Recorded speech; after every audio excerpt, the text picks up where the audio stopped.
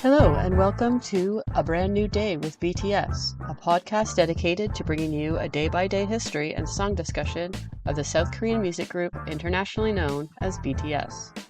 In this week's episode, we discuss recent events like how ticketing went for the Arirang tour, we discuss February 5th in BTS history, and I also talk way too long about the meaning of the song On from the album Map of the Soul 7. Recent BTS activity, January 17th to February 1st. It's been pretty quiet as the boys are very busy preparing for the comeback and the tour, and this just goes to show how I shouldn't report on rumor, because I mentioned in the last episode that there was a rumor that J-Hope might attend Fashion Week, but he didn't. He's far too busy in South Korea and other places. So that lesson reinforced that I should only report on official things. Because the boys are busy preparing, there haven't been lives or appearances anywhere. We've gotten a bit of social media activity, however. So let's go in fan chant order. RM has posted photos of General Namjoonin and also in the practice room. He went to a restaurant where the chef put a little Arirang album symbols on his dessert plate. He also posted a bunch of photos of art and a quote from Felix Gonzalez Torres and another quote from the book The Burnout Society. The former was an English quote, the latter was in Korean. RM also posted the Arirang tour poster with the caption, "See you soon." Jin posted selfies on Weverse and also photos of himself with his Golden Disc Award that he won earlier in the month. He thanked ARMY for the award. He was looking very cozy in a fuzzy black fleece jacket. The next day, he posted more photos of himself in the fleece jacket, this time showing off the back that says Jin in big, bold letters. In the photo, he's standing in front of 7 rainbow chairs with what looks like a frozen waterfall behind them. So ARMY are speculating what they might be filming. On January 31st, Suga posted photos of himself behind a filming truck. So not only do we get handsome Suga photos, we also get the tease that they're filming something. J-Hope appeared in the background in the practice room in one of RM's photos, but he's been active himself on Instagram as well. He posted a practice room selfie to the soundtrack of Punk Rocky by A$AP Rocky. A$AP Rocky then shared J-Hope's post, so J-Hope shared it right back. On the tour ticket pre-sale day, which I'll talk about in a minute, J-Hope posted on Weverse that he can't wait to see ARMY. At the end of January, J-Hope posted a whole bunch of recent photos, likely recapping his January. There were some very pretty photos of J-Hope and also photos of his babies, Jimin, V, and JK.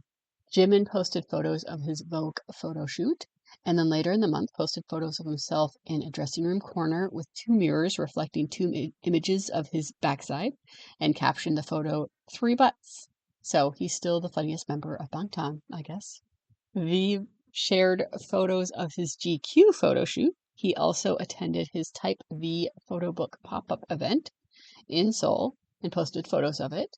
He posted on Weverse later that day explaining that he had done the Type V photo shoot right after discharge, so it was his military body, but his body is now back to pacifist pajama mode. V also purchased a kangaroo fern for his apartment and was slightly worried that it was drooping after only 3 days in his care. He took to Weverse to read ARMY's comments about it. He then posted a video of him tending to the plant on Instagram and captioned it with a general life update that he's been busy with album preparations. In true JK fashion, the only official updates we've received of him have been through showing up in photos posted by the other members. He's looking very cute though. And just as I'm reading this for the recording, he has posted since my news cutoff date, and he's recommended Running Up That Hill by Kate Bush. In ARMY news, pre-sale tickets for the Arirang tour went on sale January 22nd in most areas. Some tickets were held back for general sale on the 24th, but not many. As a result, the tour officially sold out in most locations in about 30 minutes. In the aftermath of the sale, ARMY have been doing work, discovering that Ticketmaster doesn't actually randomize its queue as claimed, but rather sorts people likely based on their account and purchase history. In places like Europe, where there are strict laws about scalpers, Army is working through legal channels to make sure no one gets scammed on resales. In Mexico, the pre-sale was disastrous, with it being very clear that large-scale corruption by either Live Nation or the venue was at play. As a result, all or nearly all tickets went to scalpers, who are now holding the tickets hostage at ridiculous prices. Because Mexico has less regulation around resellers, Mexican Army are using many means to try to get some justice. My advice would be that if you are outside of Mexico and you had hoped to see BTS in Mexico City on a trip, you should check in with Mexican Army on socials before making any purchases. They're doing a lot of work to both boycott the scalpers and expose the scammers. For my own news, I was very lucky to get tickets through friends who had better queue numbers than I did. I'm very excited. I had to miss Jin's tour because of timing and finances, so I'm determined to not miss the full group tour. Oh, and I should say that BTS added dates to Stanford, Vegas, and Tampa, so they're now doing 82 shows announced so far.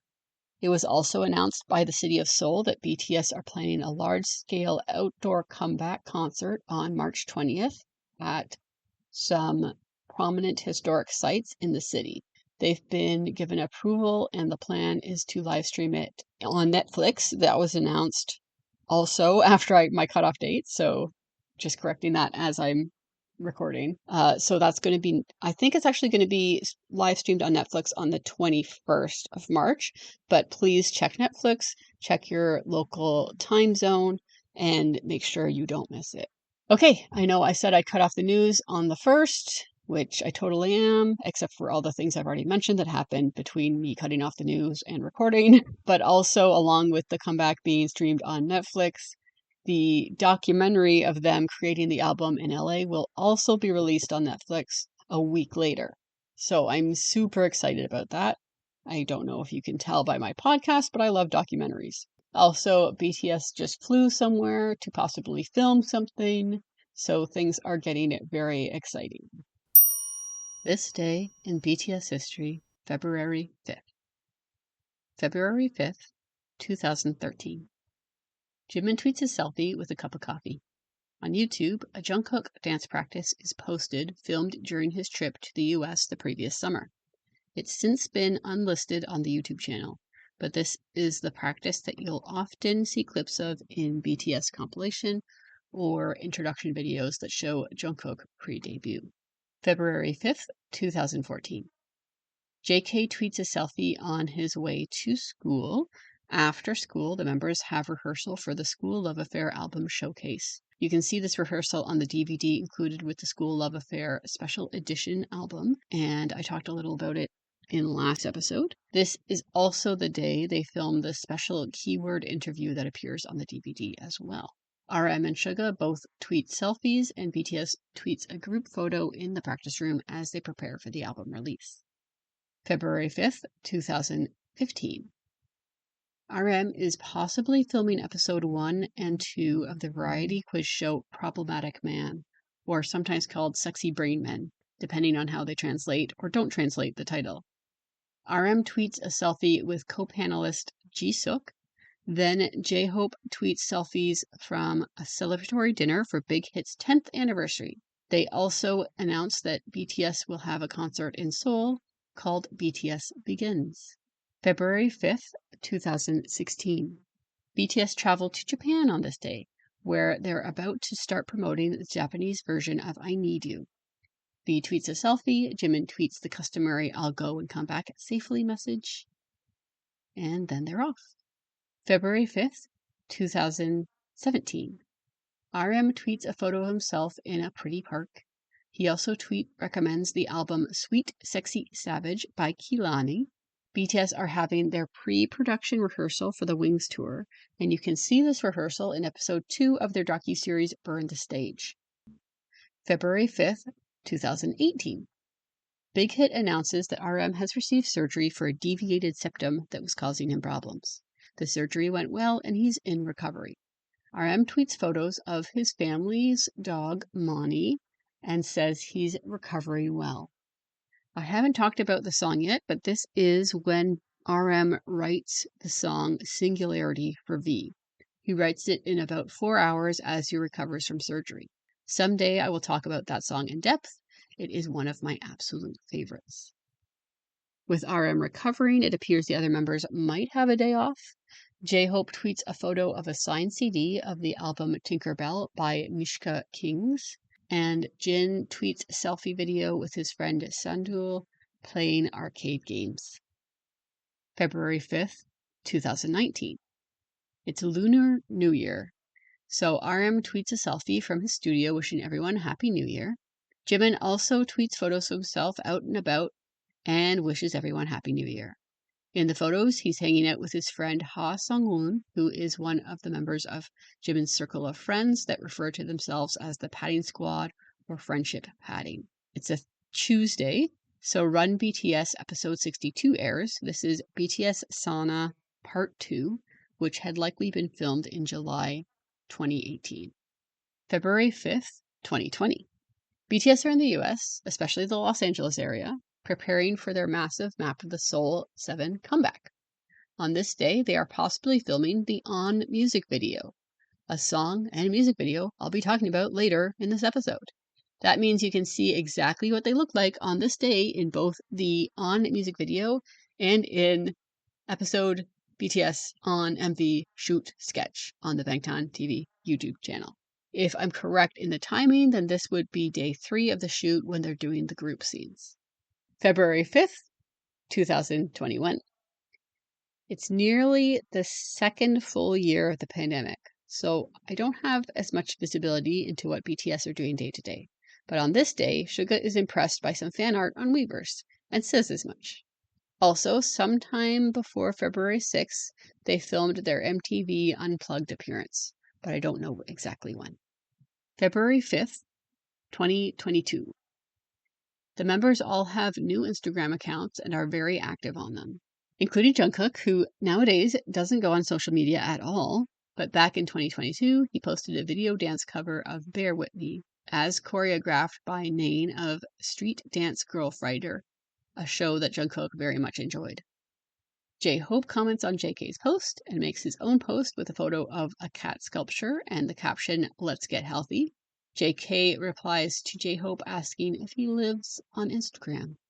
V posts a photo of himself with a recording microphone and a photo of his dog Yeontan making a New Year's wish. Also, some random old photos that he had previously deleted. In the morning, Big Hit announces that Jimin is now COVID-free and has been discharged from the hospital. Why was Jimin in the hospital, you ask?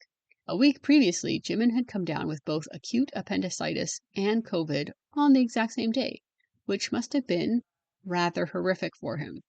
Obviously, with just the appendicitis alone, he needed surgery and hospitalization, but the COVID likely made things even worse. So the announcement that he was well enough to be discharged was a huge relief to ARMY, though the members and Jimin himself had been reassuring ARMY that he was doing well the whole time.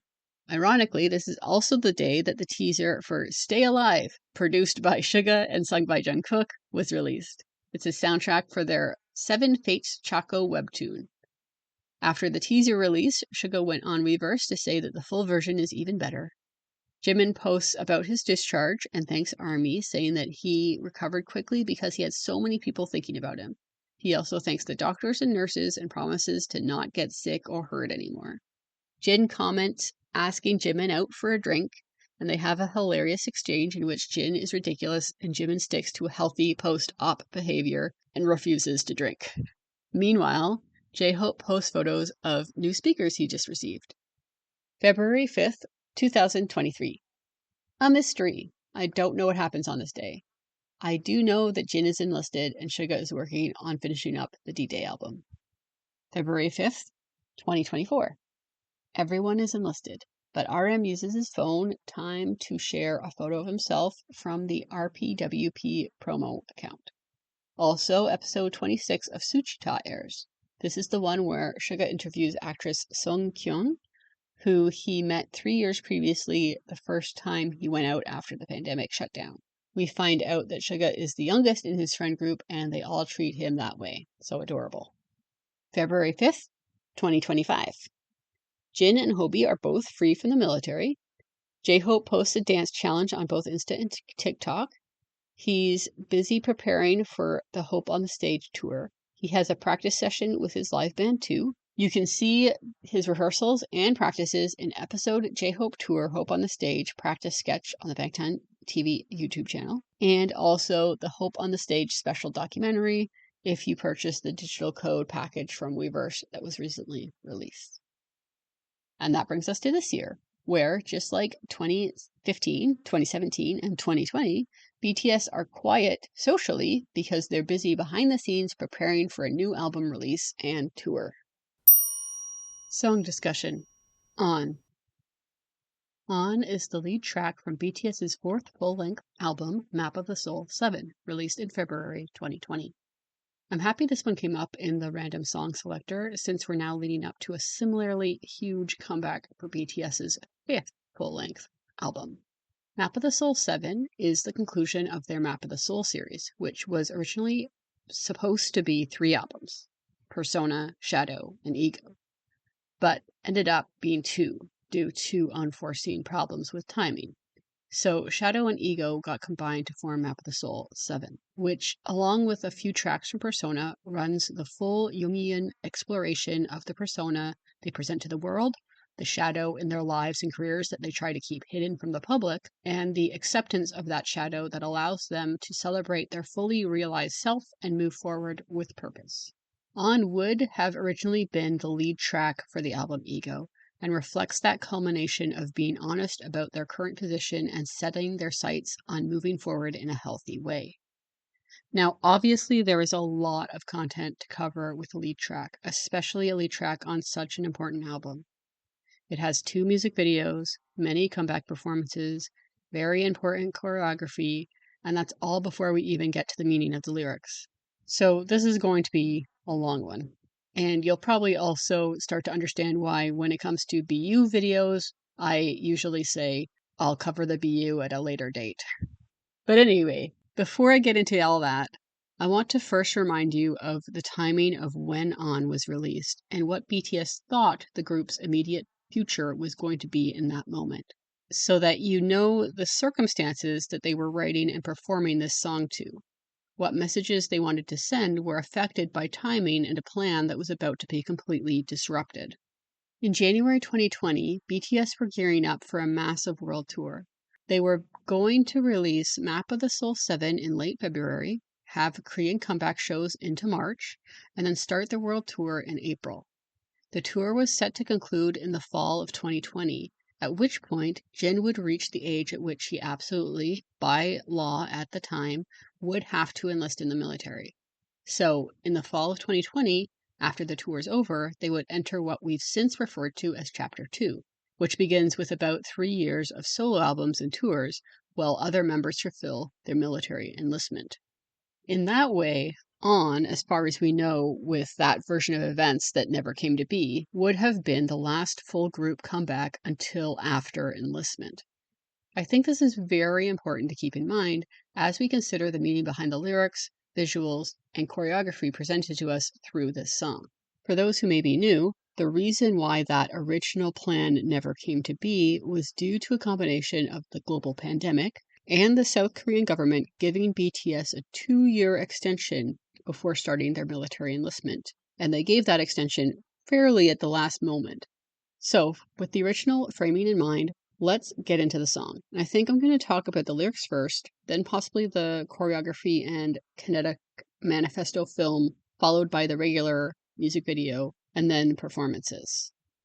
On was produced by P-Dog and written by P-Dog, RM, 6 other people, and then Suga and J-Hope likely writing their own verses as usual. Alex, you say, why aren't you listing the names of the 6 other people? Because you can look that up yourself. And it's really annoying to correct names in the transcript, so the less names I say, the more work I save myself, and I already know this episode is going to be very, very long. Also, a reminder that due to copyright, I can't play the song, so pause now and go listen if you need a refresher on what the song sounds like. The Spotify storyline for this song says, "For the band, the past 7 years have been tumultuous, running on their feet and losing balance partway.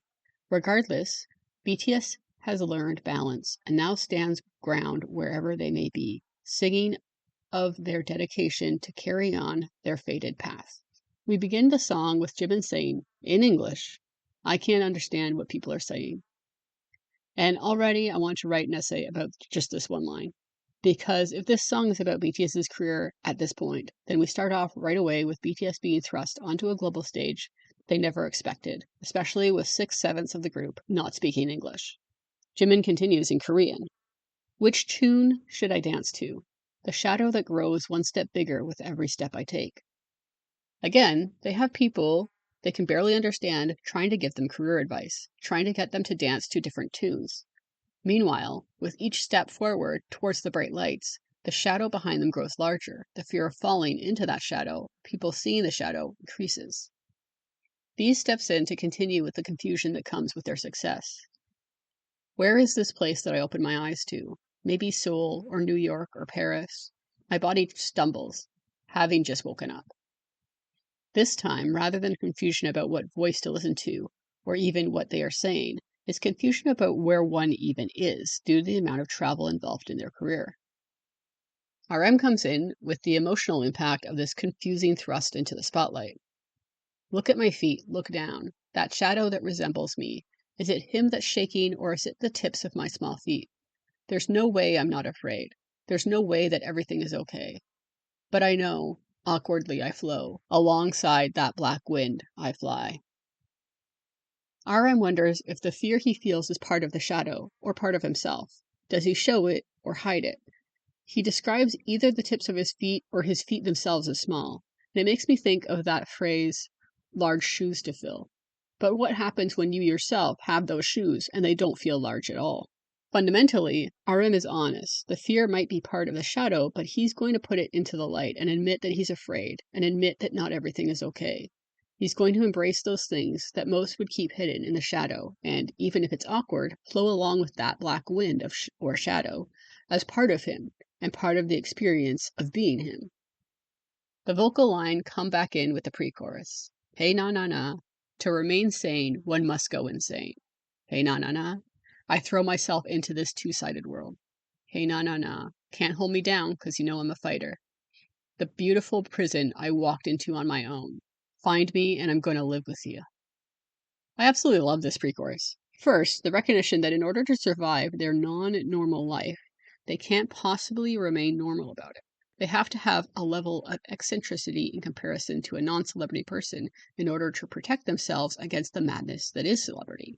Or, if you look at it in the Jungian context, you have to dive into your psyche. You have to sort of let yourself feel the insanity in order to regain your insanity. Or regain your sanity. Editing Alex here. It's only after I recorded the whole episode or the whole section about On that I remembered that On was covered in the book BTS Lyrics Inside that was released by Big Hit Music Hive, which I own. So I pulled that out to double check how they translated some lyrics, if there's any additional insight that I should have taken into account when discussing the song. And so one thing I did find that was really interesting is that when they translate "gotta go insane to stay sane," that line, that's how they translate it, "gotta go insane to stay sane," they point out that the words used in Korean have a specific second meaning. So I'm just going to read this section to you. So, to be insane can refer to a negative mental state, but it can also be used when one is totally focused on doing something, similar to being crazy or mad about something. That's sort of more British English. So, the first meaning is to be insane, but the other meaning is to be totally focused on a task. So, the whole phrase means you must really focus on doing something if you don't want to go insane. So basically, the way the BTS Lyrics Inside book, which is, granted, more official than the fan translations that I usually use, they're saying that the gotta go insane to stay sane is about using that total focus on their task, on their determination. That's what is allowing them to stay sane in the crazy industry that they're in, basically to focus on the music. And I think that's a really good insight because that does really describe BTS and sort of the difference you see in them versus some other, I guess, Western celebrities who start off very passionate about music and then seem to lose focus. You must really focus on doing something if you don't want to go insane. Makes a lot of sense in that context.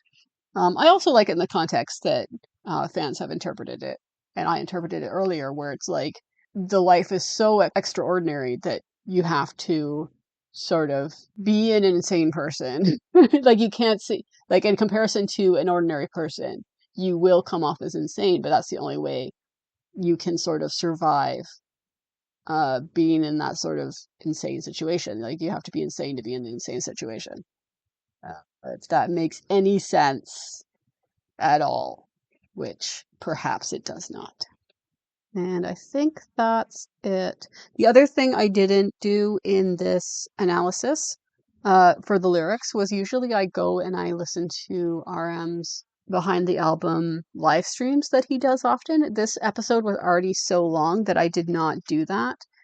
So now I'm reading this book instead. So maybe I should have just done that as well. But that is another good resource. And I honestly didn't check it. Maybe I will right now and then add more editing Alex thoughts in here. Great. So RM also reflects that same interpretation, obviously, from the BTS Lyrics Inside book, where the gotta go insane to stay sane is about focusing on one thing to stay sane. Like if it's your job, if it's your hobby, you have to focus on that in order to stay sane in a really irrational world where, in his words, you meet people or there's events that like kind of creep you out. Back to my previously recorded thoughts on the episode where I'm still talking about the first verse. Second, the two-sided world. Again, I come back to the image of the bright light and the shadow, or the image of the stage with the roar of the stadium crowd and then the lonely hotel room. We could talk about songs like RM's Lonely from his album Indigo here, and how, when talking about that song, he spoke about being so trapped in a Vegas hotel room that he wanted to smash it up. When you hear about celebrities trashing hotel rooms, you often can't understand why they do such a thing. But then you also probably can't fully grasp how suffocating success can be and how they can feel trapped in there, unable to live. And we get another reference to that in the line, "The beautiful prison I walked into on my own." Again, there's the love and beauty that BTS experience at concerts, and then the panopticon of celebrity that Jimin references visually in his song Set Me Free Part 2. The panopticon is a type of prison designed in the 18th century that is designed so that all prisoners may be under the eyes of an officer at all times. They have absolutely no perceived privacy and have to act as though they are being watched all the time. If you think about modern celebrity, especially in a place like South Korea, this is a very accurate depiction of it. Everyone has a phone in their pocket able to record you having the worst day of your life. People hack your travel documents, your phone, your banking information. People sit outside your house and try to see through the windows. If you're in public with a friend of the opposite sex, even once, you're now in a dating scandal. If you behave the same way as 90% of your fellow citizens, but you're the ones that the cops decide to tell that you're actually breaking a rule, you're suddenly the victim of a corrupt, ravenous press that make more money the more they can destroy your life. People covet celebrity, but to actually walk willingly into that life knowing the full experience is actually a pretty big ask. Most don't discover the downside until they're already in it, and then they can either learn to survive, exit of their own free will, or they're torn down by it. But the line right before the prison line already tells you BTS's stance, said in English, "Can't hold me down, 'cause you know I'm a fighter." Ultimately, they're going to try to fight their way to happiness, to making it work, to enjoying the good things and learning how to cope with the bad. The chorus is a repetition of "Bring it on, bring the pain. Ride on, bring the pain. Rain be pouring, sky keep falling, every day, bring it, bring the pain."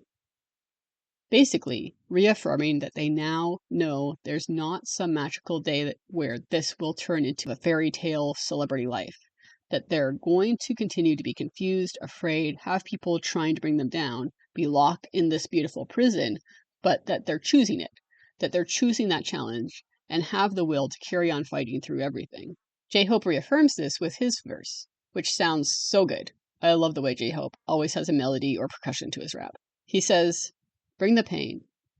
It will all become my blood and flesh. Bring the pain. No fear, since I know the way." So let's talk about this part first. RM opened with discussing his fear and how he's going to flow along awkwardly with it. J-Hope does the same thing with pain. It's not something happening to him that he needs to escape. It's something that he's going to embrace. He's going to take the pain into his body and make it a part of him. For J-Hope, the fear is negligible because he now knows the way, and he tells us which way that is as he continues. To the small things, breathe. In the darkness, they are my oxygen and light. To the power of those that make me me, even if I fall, I get back up, scream. The small things he refers to could be the small pleasures in life that make it worth living. That breathing in those small moments will give him the ability to carry forward out of any shadow that falls upon him. But it could also be a reference back to Boy with Love, which in Korean was called a poem for small things, and was about BTS's love for their fans. So when J-Hope talked about the power of those that make me me, he may be talking about the power of the fans, that as long as there are army by his side, even if he falls, he'll be able to get back up to the sound of their cheers. Or he could be talking about the power of those things, even pain, that make him who he is today and make him able to stand back up. Suga enters by repeating J-Hope's last line and then continuing with his own verse. Because that's what we always did, even if my knees drop to the ground. Unless they are buried under it, it will be just an ordinary happening. Basically, Suga says that they'll carry on as they always have, even if they get knocked down. As long as they're alive, i.e. not buried underground, it'll just be another day at the office, and they'll continue forward. He finishes his verse by repeating, "Win no matter what, whatever you say, whatever whoever says. I don't give a." This "win no matter what" reminds me of a story that Jimin told, and now I can't remember the source, and I didn't make note of it. It's driving me a little bit crazy, so if anybody knows, please let me know. It might have been in their book, Beyond the Story, the 10-year record of BTS. But Jimin mentioned how when they were trainees, Suga had All I Do Is Win as his alarm ringtone. And that was such a hilarious irony because from everything else they've said about 2012, which is what the timing on that would have been, it was one of Suga's absolutely worst years for his mental health. But both that story and his attitude in this line shows you the type of person Suga is. No matter what reality looks like, he doesn't give an up. He's going to figure out how to come out the other side of it. We get a repetition of the pre-chorus and chorus, and then Jungkook comes in with the most beautiful bridge. Where my pain lies, let me breathe. My everything, my blood and tears. Got no fears, I'm singing. I'm taking over, you should know, yeah. Can't hold me down 'cause you know I'm a fighter. I gladly sink into the pitch black abyss. Again, reiterating what J-Hope said, that Jungkook is going to live where his pain lies. He's going to accept it as part of his life. The language he uses on that line is extremely formal to the point where it's old-fashioned and often only used in prayer. Rather than meaning just breathing for a moment in pain, it means breathing there continuously. The lines in English are self-explanatory. Having accepted his shadow, he no longer has fear. There's no stopping them. He's going to fight. The abyss has no power because he will just gladly sink into it, breathe it in, and continue on. The bridge finishes with an amendment to a previous line. Instead of "find me and I'm going to live with you," the line becomes "find me and I'm going to bleed with you." Not only will BTS be your companion when you find them and allow them to become part of your life, they'll bleed right alongside you as you go through life. They aren't an other, untouchable and unrelatable. They are a partner with you. They'll be there for good times as well as bad. The final chorus also has a slight change. After "Ride on, bring the pain," the line changes to "All that I know is going on and on and on and on. Bring it, bring the pain." BTS know how to fight. They know how to continue. That is all they know.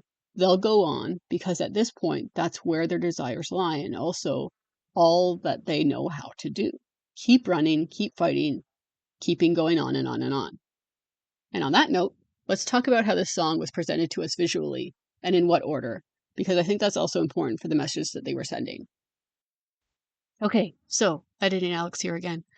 One thing about RM's behind, his V Live for Map of the Soul 7 behind live stream that he did, is he mentions, and I meant to mention this and I forgot, that it was actually Jungkook who came up with the title for On. They had been doing, in the Map of the Soul series, they had been doing reflections on their first few albums. So, for instance, like they had Boy With Love was a reflection of Boy in Love from their third album. So Jungkook suggested that they title the track On as a reverse of NO from the album Oh Are You Late to their second album. The first visual released for the song was Kinetic Manifesto film Come Prima. This is basically a performance music video. It focuses on the choreography. Filmed in LA on a dam, BTS is in black and white with the dancers in black. There are a lot of backup dancers, as well as a brass band to represent the band sound in it, which I realize I should also talk about. But first, why is this performance video called a kinetic manifesto film instead of a performance video? Titles are important because they indicate intention. On isn't just a song, and the choreo isn't just a dance. By calling it a kinetic manifesto, they're saying it's a public declaration of principles and intentions made through movement. So what does comprima mean? In reference to music, comprima means in the same manner as the first time. This would be written in a musical score to indicate that one should play or sing a phrase in the manner in which it was first played or sung in the piece. Basically, it's shorthand for saying that whatever time indicator, style, or volume was used when singing or performing that phrase previously should be used again. So again, this isn't a choreo, this is a public declaration expressed through movement of their principles and BTS's intention to perform as they did the first time or as before. We'd see this intent later repeated through Yet to Come, which is the song that eventually replaced On in its position as the last full group title track before military enlistment. On's choreo showcases each member, as usual. We've discussed the lyrics, but the music itself is bold. It's done with a marching band sound, meaning this is their battle cry. This is their marching army anthem. This is the soundtrack of the battle so far and also the battle ahead. There's also little elements to the choreo that I love. The sudden appearance or disappearance of the members from the crowd of backup dancers, playing their own marching drums. When the other members depart the frame to allow Jungkook to take center stage for the bridge, they do so in age order. The dance break uses a style of dance called stepping that blends African folk traditions with pop culture and is most often practiced by African American, Latino, and Asian American fraternities in the US, i.e., it's done by minority communities to express brotherhood. Stepping is designed to mimic drum when there's no drum. Here, BTS has both drums and stepping, just to make sure we see, feel, and hear those drums expressing their intention to keep fighting, to keep marching on and on and on. The choreo and the Kinetic Manifesto film ends with the members standing with their arms around each other's shoulders or waists, depending on height, backs to the camera and looking at whatever challenges might be sneaking up on them, united together. There is, of course, a behind for making the Kinetic Manifesto film. You can watch it on the Bangtan TV YouTube channel. It's called Episode BTS on Kinetic Manifesto Film Shoot Sketch. A couple of fun details from it. In the film, V has a fake tattoo and words written on his cheekbone. The cheekbone says, "The shadow like me," and the tattoo down his neck seems to symbolize the shadow kind of creeping into his bloodstream or growing into him. It could be symbolizing the growing shadow or his absorption of the shadow.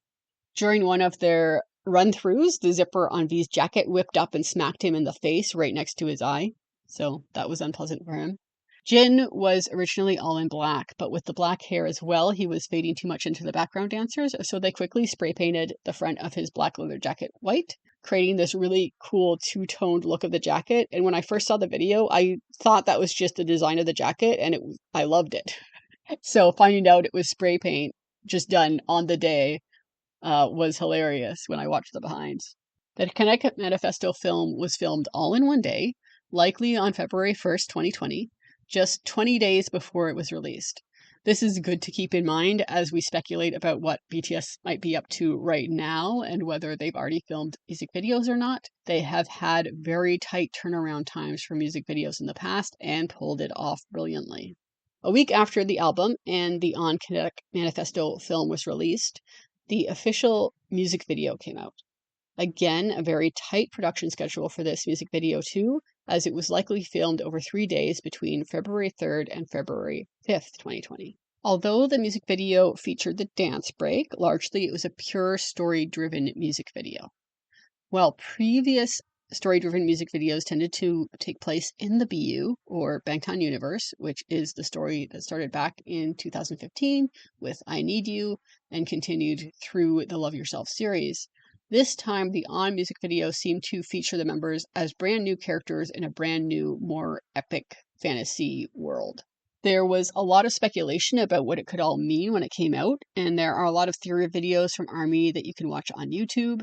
As usual, some of the theories I agree with and some of them I don't. I've already given up on the length of this episode, but I'm still going to save a bit of time by just discussing the theories that I personally think have some merit. But I do recommend that you go and watch any theory video I mention yourself to see the parts that I discard, because you might disagree with me. Interesting to note, again, if we take into account the original plan for this to be the last major comeback before enlistment, is that the music video opens with Jin wandering into a battlefield after the battle has taken place and the dead lay around him. There, he finds a dove, the symbol for peace, pierced with an arrow. In DK TV's opinion, in their explanation video, the entire MV takes place in the mind and symbolizes the war within when trying to reach individuation in Jungian psychology.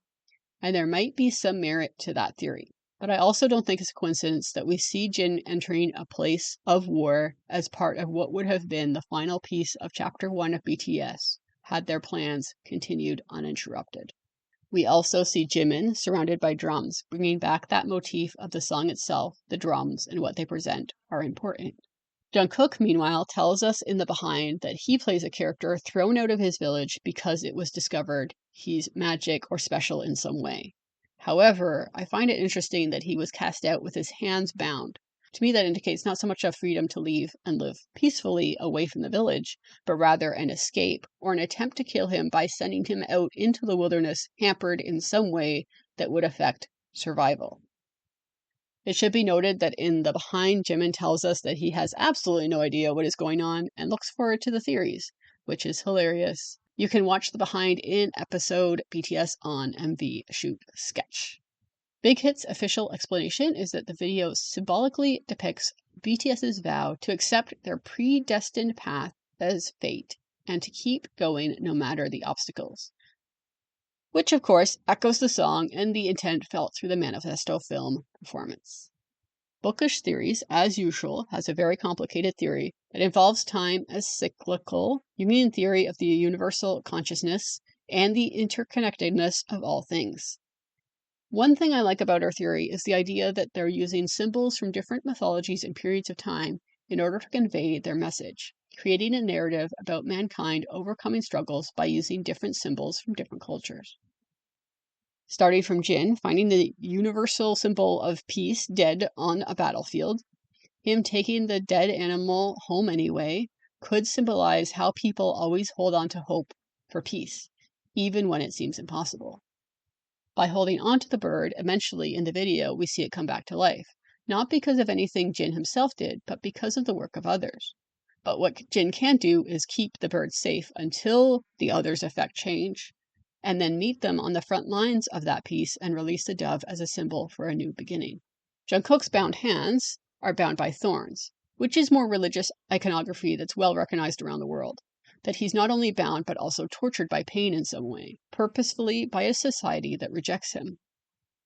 I also agree with Bookish Theories that the serious child playing the drum near Jimin might be a commentary about how children are often the victims of war, or a reference to the drummer boys used in some conflicts, such as the American Civil War, and also that the boy could represent the loss of innocence and childhood that BTS may have felt while devoting their youth to their career. V's part consists of him with a young girl, who may very well be a depiction of ARMY, who have been depicted as children in later BTS music videos. I'm thinking mainly of Jin's The Astronaut. She appears blindfolded at first, and then later in the music video, V removes her blindfold. V also first appears with his arms spread as though crucified on the ground, which as religious iconography would be in line with the thorns on Jungkook's wrists as well. My personal theory time, the girl, or ARMY, being blindfolded. To me, this could very well represent BTS's attempt to keep the shadow hidden from their fanbase. V's decision to later on remove her blindfold could represent BTS's decision to be honest with ARMY about the shadow, because hiding it is not a healthy way to go through life and would ultimately negatively impact their connection with ARMY. Once V takes the blindfold down, the walls that were previously closed to him open, granting BTS entry into a new world, one that seems to bloom and grow with their entry and allow them to literally reach new heights as they climb a giant rock formation that stretches towards the sky. Bookish Theories rightly points out that the walls start opening before V lowers the blindfold, but I don't think that negates my theory, because he's already crouched in front of her, deciding to lower the blindfold when the doors start opening.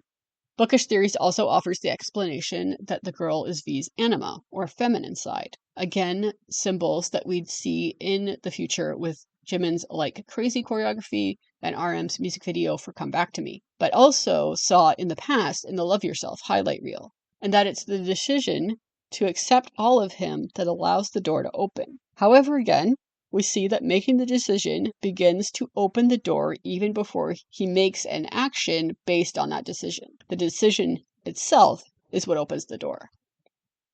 It could also be that it's not V making the decision, but the girl.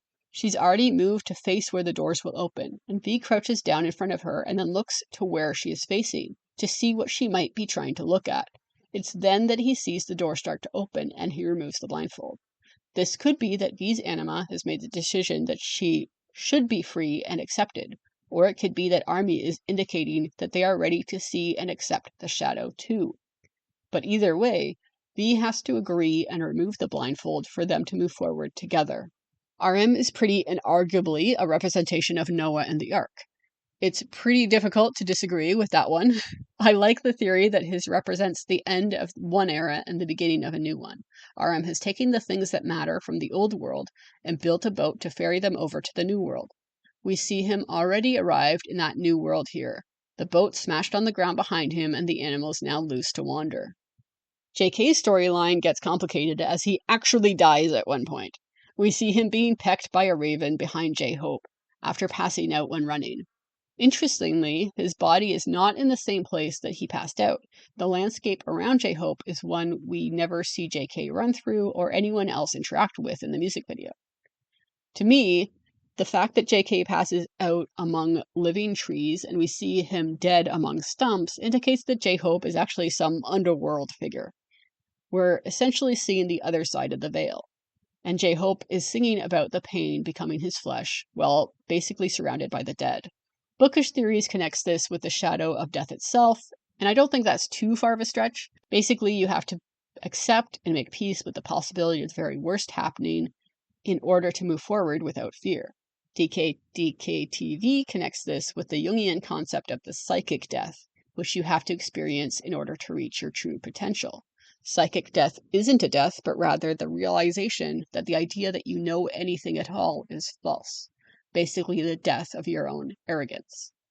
Jungi has the most unique setting, where he appears to be the leader of either a religion or just a group that is made up of women. For me, this scene, along with the lyrics, is very much a scene of rallying the troops, of being part of the leadership of a community. The community around Jungi are holding candles, again, symbols of wishes and hopes in many religions and rituals around the world. It's after Jungi had successfully, I keep saying Jungi, should say Suga. It's after Suga successfully speaks to this community that they stand and we see Jungkook come back to life to wade into a pond, which once he's dunked his hands, removes the thorns binding his wrists. Again, water as purifier is a symbol in many cultures around the world. Instead of thorns around his wrist, JK pulls a conch shell out of the water and blows into it. Again, blowing into a conch shell was a tradition that BTS themselves participated in while they were in Hawaii, because it's a Pacific Islanders tradition in their culture to communicate with spiritual forces and each other. As Celeste points out in her theory video, the conch shell is also a symbol of truthful speech in Buddhism and Hinduism. which would further the idea that this song and music video is about no longer hiding the shadow and instead being truthful about reality with themselves and ARMY. Here, JK's blowing of the conch shell is a call to action. As the other members gather at the walls, the action that he calls aren't the members by the walls, but rather a dark base with alternate versions of the members, likely representing the shadow version of the members. In my opinion, the acceptance of the shadow means that they become more powerful, because the shadow can work with them rather than something they keep apart. The shadow battles through dance, the same dance break we saw in the Kinetic Manifesto film, again reinforcing the public declaration of their intent to march forward. After the shadow dance break, the world blooms, because they're whole, having accepted their whole selves, and they can begin exploring a new, more mentally healthy world. The final scene of the music video, as they ascend into the unknown, are the words, "No more dream," turning into "dream," indicating that this is the conclusion of their Chapter 1 discography, that they have gone from teenagers rebelling against the death of dreams at the hands of society and parental pressure to fully realized grown men confronting reality and in so doing finding the ability to dream even further. Okay, now that I'm way over my word limit for an episode already, let's get into performances. A good number of them, but not as many as there were supposed to be. I'm going to try to keep this brief because of how long I've been talking. Let's start with the performances that went according to plan. BTS traveled to New York and filmed an incredible live-to-tape performance for Jimmy Fallon in an empty Grand Central Station at 3 a.m. They ran through the entire choreo twice on a somewhat slippery floor. Jimmy Fallon said afterwards that when he hugged them at the end of the final performance, he could feel their heart beating through their back. This performance wasn't to an audience because it was filmed in secret before the album was released. BTS was scheduled to perform in front of their first audiences in Korea. However, nearly exactly on the day they were scheduled to perform, the pandemic reached a level in Korea that necessitated the government to ban the assembly of people in large groups for safety reasons. And so BTS spent another week performing the song live to tape. It was draining. BTS designed their stages with the idea that the energy from ARMY will sustain them through the grueling choreography. Without that feedback of energy, they were exhausted. On top of that, they had the anxiety we were all feeling as we watched the pandemic worsen and heard news of death tolls, and it became increasingly worrisome whether the measures taken would be enough. Meanwhile, BTS wanted to be a bright spot to ARMY and try to keep spirits up. Still, the comeback shows are great showcases of their comeback looks and the choreography with all 7 of them, and the costuming and makeup they prepared for the comeback. The other place they were scheduled for many live performances was their world tour. Only, as we all know, like so many things in 2020, that too was cancelled due to the pandemic. On was put on a shelf for the summer, until finally, in the fall of 2020, BTS decided to do an online concert to cap off the Map of the Soul era as best they could given the circumstances. It was time to move on. So, you can also watch them perform it in the recording of the Map of the Soul 1 concert, or Map of the Soul ON:E concert. Again, not to an audience, and only to camera. They also performed it at the year-end shows in 2020. At that point, they had received their extension from the government, and so another year of reward shows performances were planned. Again, live only to camera, but still wonderfully executed, including performing an extended dance break on the field of a stadium for the 2020 Mama Awards. However, the drawback of these end-of-year performances is the absence of Suga, who was recovering from surgery at the time. This episode is already too long, so I won't get into it, but basically Suga didn't make the decision lightly to get surgery, but it was very much needed as the poor condition of his shoulder was starting to impact both his ability to do his job and also just to do simple things like being able to lift his arm in general on some days. It wasn't until the Permission to Dance concerts in LA a whole year later in the fall of 2021 that BTS were able to finally perform On for a crowd of people. The 18-month-long wait to perform the song in front of the crowd was so traumatizing that our member with the worst memory doesn't even remember performing it in LA and later Korea and Las Vegas at all. and still thought that they hadn't performed it for an audience yet in a recent interview. But they did. They performed it for an online PTD concert in fall of 2021 in Seoul, then in LA in late November, early December 2021, and then for a limited silent audience in Seoul in March of 2022, and then Las Vegas in April of 2022. For the concert shows, Suga was back and better than ever. And after saying all that, I should mention that there's, of course, a choreography dance practice too. There's actually two of them. There's the initial dance practice filmed in LA while they were practicing for the Kinetic Manifesto film, the Fallon performance, and the comeback. That practice features backup dancers from the dance crew The Lab, which is headed by Sienna Lalao, who is largely responsible overall for the choreography. The second dance practice that's available on the Bangtan TV YouTube channel is the one for the Mama Award performance, which includes practicing for the extended marching band themed dance break. Another really cool behind the scenes content that discusses and shows some of the production of the music of the song can be found on the Bangtan TV YouTube channel, and it's called BTS on Commentary Film: Dialogue. It interviews some of the musicians and singers hired in America to play or sing background vocals on the song, and their thoughts about the project, what BTS are doing as a group, and the impact of music on both the individual and culture.